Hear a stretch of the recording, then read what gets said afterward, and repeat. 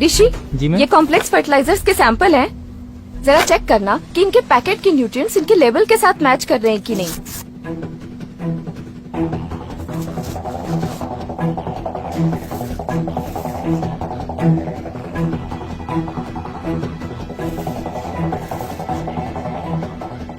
Packets के label अलग अलग हैं, लेकिन मिक्सचर सब में एक ही है। नया और अच्छा समझ के किसानी से खरीदते हैं। ज्यादा फर्टिलाइजर यूज करने से जमीन के पानी का ऑक्सीजन लेवल कम हो जाता है। मैम इसका मतलब ये फर्टिलाइजर्स भी एक तरीके से पॉइजन है। ऋषि, ये तीनों चीजें ना एक दूसरे से इंटरलिंक्ड हैं। अगर एक किसान जेनेटिकली मॉडिफाइड या हर्बिसाइड सीड खरीदता है तो उसे मजबूरन ये फर्टिलाइजर्स और पेस्टिसाइड खरीदने ही पड़ते हैं, वो कैसे? क्योंकि इन प्रोडक्ट्स को बनाने वाली कंपनीज के सर्टिफिकेशन यहीं से अप्रूव होते हैं। ये देखो, ये देखो, ये इन्हीं की स्ट्रैटेजी है। ये देखो,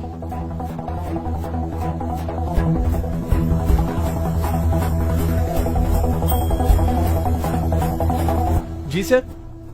फर्टिलाइजर के नए सैंपल्स आने वाले थे, उनका क्या हुआ? सर वो तो एकता मैडम ले गई।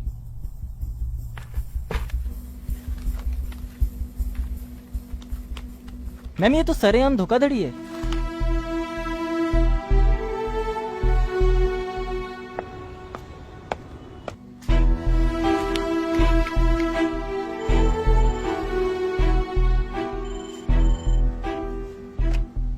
हेलो सर, मैं एग्रीकल्चर डिपार्टमेंट से बात कर रही हूँ।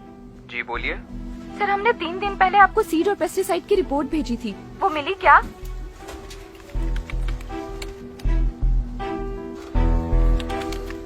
नहीं, हमें आपके कोई रिपोर्ट्स नहीं मिले। एक बार प्लीज चेक करिए, हमने सारी डिटेल रिपोर्ट आपको ईमेल की थी।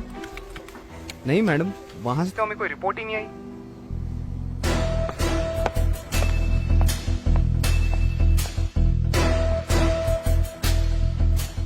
हेलो ऋषि, जी सर। आज शायद तुम्हारी इंटर्नशिप का लास्ट डे है। जी sir. Why don't you go to my cabin and wait for मी?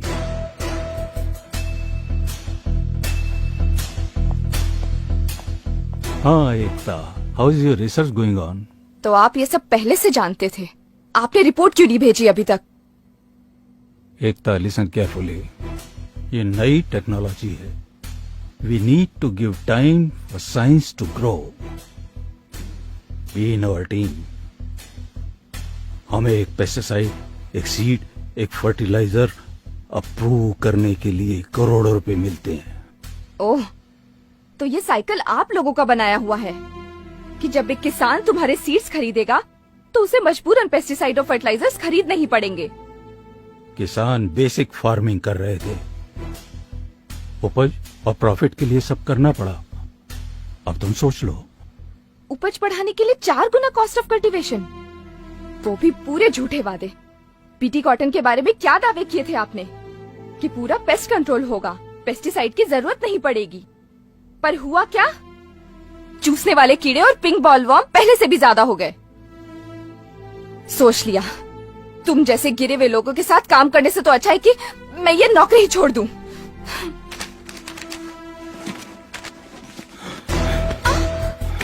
मैं देखता हूँ कैसे छोड़ती है नौकरी।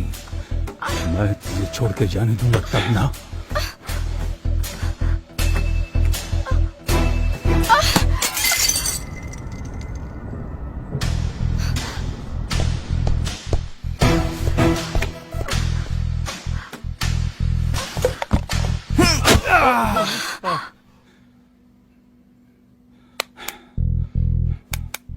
ये इलीगल ट्रेडिंग क्यों करते हो तुम लोग? मैम ये लोग ऐसे नहीं मानने वाले। इंटरनेशनल प्रेशर होता है। सबसे ज्यादा स्टॉक कहाँ भेजा है? पंजाब में। मैम हमें इनकी सर्टिफिकेशन किसी भी तरीके से रोकनी होगी। ऋषि, एक काम कर, जी मैम। आसपास के गांव में जा, सर्वे कर और पता कर कि ये सीड्स किन जगहों पर गए हैं। जी मैम। लेकिन मैम आप कहाँ जा रहे हो? Punjab.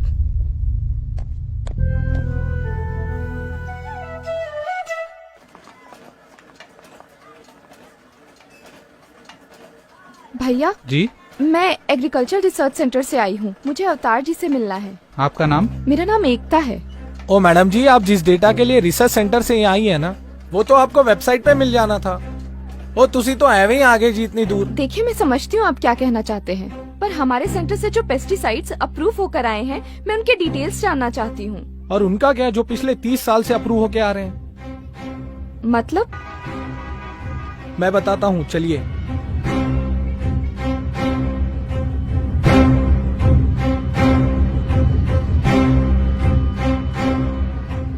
Veer ji, 2 ticket cancel train की, 2।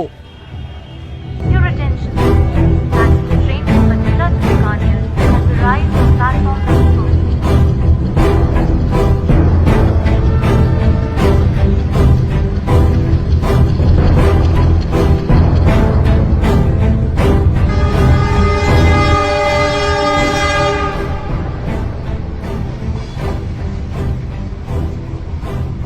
मैडम जी, इस ट्रेन का हर दूसरा बंदा कैंसर का पेशेंट है, आप किथे भी चेक कर लो। और यही ट्रेन है जो बठिंडा से बीकानेर तक जाती है। अब आप इनको ही देख लो।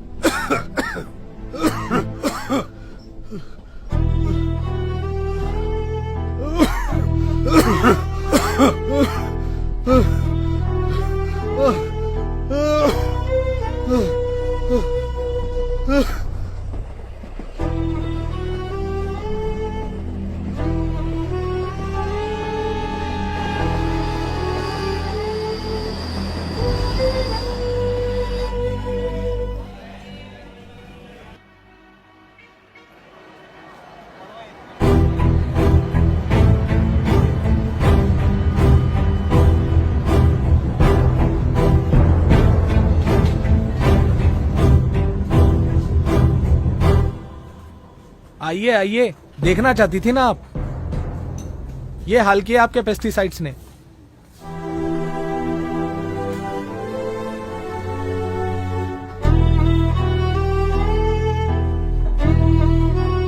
किसी का भी टेस्ट करवा लीजिए मैम आप, खून नहीं पेस्टिसाइड से निकलेगा।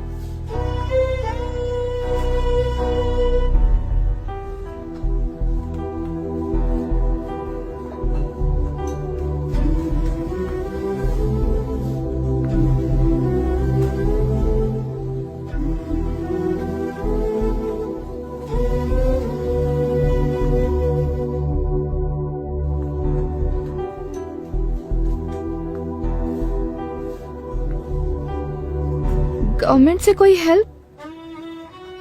जहर और दवाई दोनों एक ही कंपनी बनाती है। अगर आपको फुल डिटेल चाहिए तो आप दिल्ली जाकर भूषण सर से मिल सकती हैं।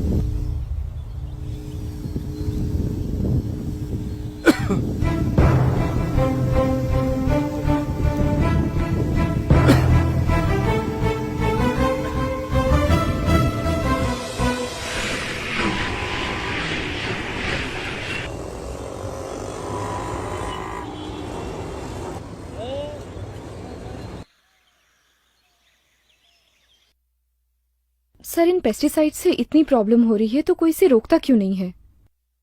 प्रॉफिट बेटा, प्रॉफिट। एकता, हमारे देश में 100 अलग अलग तरह की फसलें उगाई जाती हैं। इन 100 फसलों में से सरकार सिर्फ 24 फसलों का दाम तय करती है। और उन 24 में से 2 फसलें गेहूं और चावल को सरकार किसानों से खरीदती है। गेहूं और चावल के दाम गांव में एक सर्वे टीम को भेजकर किया जाता है। सर्वे टीम किसान से उनकी खेती की लागत के बारे में जानकारी लेती है। किसान अपनी 30% कमाई पेस्टिसाइड, सीड्स और फर्टिलाइजर खरीदने के लिए, 30% लोन पे करने के लिए और बाकी बची कमाई जमीन का किराया भरने में लगाते हैं। किसानों की इस लागत के आधार पर सरकार भाव तय नहीं करती, बल्कि कंज्यूमर की जेब की क्षमता के अनुसार भाव तय किया जाता है। सरकार के इस निर्णय से किसानों को बहुत बड़ा नुकसान होता है और बाकी के 22 फसलों का भाव लोकल ट्रेडर्स तय करते हैं। जब मार्केट में उन 22 फसलों की डिमांड ज्यादा होती है, तब उन्हें गोडाउन में रोक दिया जाता है। डिमांड दोगुनी होने पर ट्रेडर्स उसका फायदा उठाकर फसलों को मनमाने दाम पर बेचते हैं। ट्रेडर्स की इन हरकतों से किसानों को उनकी फसलों का सही दाम नहीं मिल पाता। उदाहरण के तौर पर किसान जब एक फसल को बाजार में बेचने जाता है, तब उसका पहला हिस्सा उसे तैयार करने में जाता है, दूसरा उसकी पैकिंग में, तीसरा ट्रांसपोर्टेशन में, चौथा उस पर टैक्स भरने में, पांचवा मार्केटिंग पर, छठा मिडलमैन को, सातवां होलसेलर को, आठवां रिटेलर और सबसे आखिर में जो हिस्सा बचता है वो मिलता है किसान को। इस नुकसान से बचने के लिए अगर सारे किसान मिलकर अपनी फसलों को सीधे कंज्यूमर को बेचे तो उन्हें सिर्फ पैकिंग, ट्रांसपोर्टेशन का खर्च होगा। इसके अलावा उन्हें सिर्फ रिटेलिंग और उसका टैक्स भरना होगा। इस प्रोसेस में पहले 90% के मुकाबले 50% ही किसान का खर्च होगा और बाकी का 50% किसान को मिल जाएगा। किसान अपनी मर्जी से खेती कर सकता है, लेकिन अपनी मर्जी से बेच नहीं सकता। सर, अथॉरिटी कुछ क्यों नहीं करती? अथॉरिटी?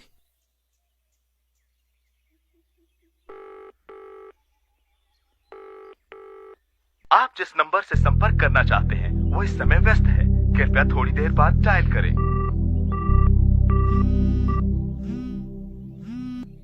हाँ ऋषि। मैम, गांव वालों को मुआवजे के नाम पे सिर्फ 5 रुपए का चेक पकड़ा रहे हैं। ऋषि, सारी डिटेल्स ईमेल करो। जी मैम। मैम, एक और चीज। हाँ हमने जो लैब में सीड्स, पेस्टिसाइड्स और फर्टिलाइजर टेस्ट किए थे, हाँ। गांव वाले वही सारी चीजें इस्तेमाल कर रहे हैं।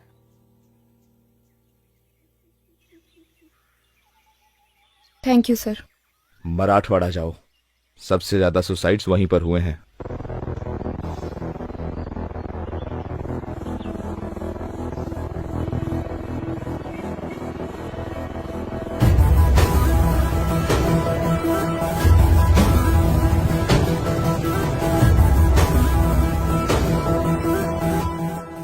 मैंने ये मीटिंग इसलिए बुलाई है ताकि मैं इन प्रोडक्ट्स की सच्चाई आप सबके सामने रख सकूं। ये प्रोडक्ट्स कंपनीज अपने फायदे के लिए इस्तेमाल कर रही है। महंगे होने के साथ साथ इन प्रोडक्ट्स की वजह से एनवायरनमेंट को भी काफी नुकसान हो रहा है। आपको पता है, हर्बिसाइड टॉलरेंट कॉटन कई देशों में बैन है, फिर भी बिना परमिशन के ये सीड्स हमारे किसानों तक पहुंच रहे हैं और इस वजह से कैंसर जैसी कई बीमारियां आए दिन हो रही हैं। मैडम, पिछले 30 साल से ये सारे प्रोडक्ट पूरे देश में इस्तेमाल हो रहे हैं। मैं खुद एक रिसर्च साइंटिस्ट हूँ। मैंने रिसर्च की है। इसकी सारी डिटेल रिपोर्ट इसमें है। ये बीटी सीड्स है। अगर किसान इन्हें बोते हैं तो उन्हें मजबूरन ये पेस्टिसाइड और ये फर्टिलाइजर खरीदने ही पड़ते हैं। ये एक ऐसा चक्रव्यूह है जिसे सीड, पेस्टिसाइड और फर्टिलाइजर की इंडस्ट्री ने मिलकर बनाया है। इसका मतलब आप ये कहना चाहती है कि हमारे किसान इन सारी चीजों की वजह से कर्ज में गिरते हैं? हाँ, ये इतने महंगे हैं कि किसान इन्हें अफोर्ड ही नहीं कर सकते हैं और इसकी वजह से किसानों को कर्ज लेना पड़ता है। अगर किसान ये प्रोडक्ट्स नहीं खरीदेंगे तो कर्ज में नहीं डूबेंगे।